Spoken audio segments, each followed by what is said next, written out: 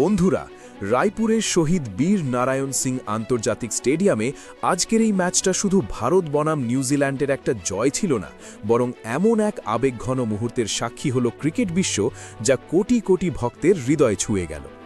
মাঠে যেমন ব্যাট হাতে আগুন ঝরালেন ঈশান কিষান, ঠিক তেমনি মাঠের বাইরে তার একটি কাজ প্রমাণ করে দিল তিনি শুধু ভালো ক্রিকেটার নন, একজন অসাধারণ মানুষও।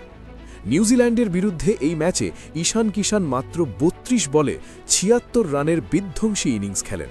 ৪-৬-এর বন্যায় কিউই বোলারদের পুরোপুরি ভেঙে দেন তিনি। এমন আক্রমণাত্মক ব্যাটিং দেখে একসময় নিউজিল্যান্ড দল কার্যত দিশেহারা হয়ে পড়ে।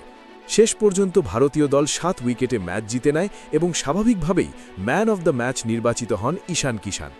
ম্যান অব দ্য ম্যাচ ঘোষণার সঙ্গে সঙ্গেই গোটা স্টেডিয়াম গর্জে ওঠে। চারদিক থেকে ভেসে আসে ঈশান ঈশান ধ্বনি।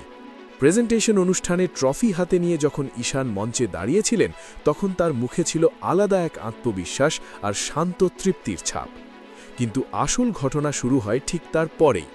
ট্রফি হাতে নেওয়ার সঙ্গে সঙ্গেই ঈশান মঞ্চ ছেড়ে সোজা ছুটে যান বাউন্ডারির দিকে, ভিআইপি গ্যালারির সেই অংশে যেখানে বসেছিলেন ভারতীয় ক্রিকেটের অন্যতম সর্বকালের সেরা অধিনায়ক মহেন্দ্র সিং ধোনি।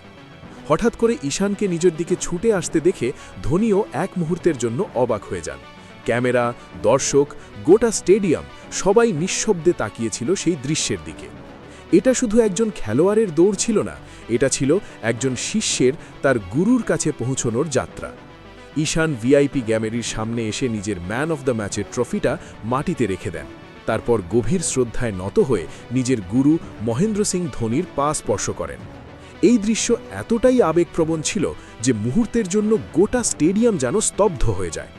ধোনিও আবেগ সামলাতে পারেননি। সঙ্গে সঙ্গে তিনি ঈশানকে তুলে ধরে বুকে জড়িয়ে নেন। অনেকক্ষণ ধরে তার পিঠে হাত বুলিয়ে দেন, মাথায় হাত রেখে আশীর্বাদ করেন। একজন গুরুর চোখে শিষ্যের সাফল্যের গর্ব তখন স্পষ্টভাবে ধরা পড়ছিল। এই মুহূর্তটা ক্রিকেটের স্কোর কার্ডের অনেক ঊর্ধ্বে ছিল। এটা ছিল ভারতীয় ক্রিকেটের সেই গুরু শিষ্য পরম্পরার জীবন্ত উদাহরণ, যা যুগের পর যুগ ধরে আমাদের সংস্কৃতিকে গর্বিত করে আসছে। এরপর যখন ঈশান আবার মাইক্রোফোনের সামনে আসেন, তখন তার চোখে জল, গলা ভারী। তিনি বলেন, আজ আমি যে জায়গায় দাঁড়িয়ে আছি, আজ যে ইনিংসটা খেলতে পেরেছি, তার পুরো কৃতিত্ব আমার মেন্টর, আমার বড় ভাই, আমার গুরু মহেন্দ্র সিং ধোনিকে। ঈশান আরও বলেন, আমার জীবনের একটা সময় ছিল যখন আমি দলের বাইরে ছিলাম, আত্মবিশ্বাস হারিয়ে ফেলেছিলাম। ঠিক সেই সময় ধোনি ভাই আমাকে ভেঙে পড়তে দেননি। তিনি আমাকে শিখিয়েছেন, ক্রিকেট শুধু স্কিলের খেলা নয়, এটা মানসিক শক্তির খেলা। তিনি আমাকে বলেছিলেন, বোলার কে, নাম কি সেটা দেখার দরকার নেই, নিজের শক্তি আর টাইমিংয়ের ওপর বিশ্বাস রাখো। আজ মাঠে দাঁড়িয়ে যখন আমি বড় শট মারছিলাম, তখন বারবার সেই কথাগুলোই আমার কানে বাজছিল।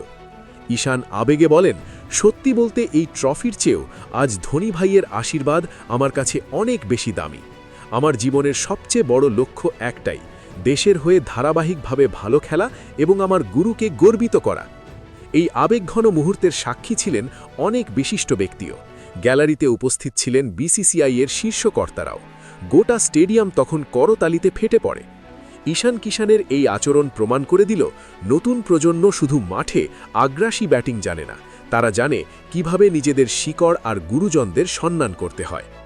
আজ সোশ্যাল মিডিয়ায় সর্বত্র একটাই কথা, ভারত শুধু একজন বিস্ফোরক ব্যাটসম্যান পায়নি, পেয়েছে একজন সংস্কারবান যোদ্ধা, যিনি ব্যাট হাতে ম্যাচ জেতেন আর মাথা নত করে জয়কে আরও মহিমান্বিত করেন।